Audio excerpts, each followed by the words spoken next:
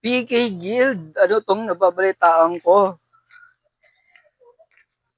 Ang ganda na ng pundasyon ng inyong guild. Ang ganda ng parang motto nyo.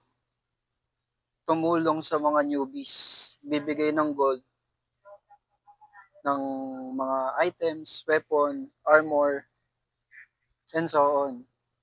Kaso, nung nitong mga nakaraang update, mga nakaraang araw, puro na kayo, ba't may valid ID na?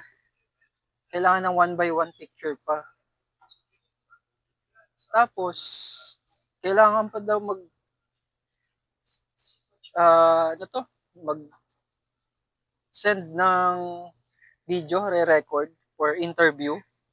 1 by 1 interview. Ano yun? Ba't ganun?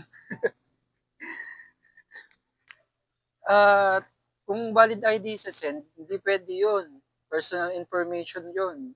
Nandun yung full name, date of birth, address. Hindi pwede yun. Masama yun. Pwedeng gamitin yun kung saan. Halimbawa, sa pang-scam. Mali ba nung tao kung meron na siyang home credit, di niya alam, mag-a-apply pa lang. Ayun na yung sample, isang scam. So, huwag kayong mangingi sa player ng valid ID. Hindi kailangan nun, hindi naman sila mag-a-apply ng trabaho. Tsaka laro lang to, hindi mo kailangan ng valid ID para maglaro. Kung gusto mo silang pag-apply ng trabaho, dito na lang. Yung guild leader tsaka co-leader, dito na lang sa tindahan namin. Urgent hiring tindero-tindera. Kaso dapat word passer.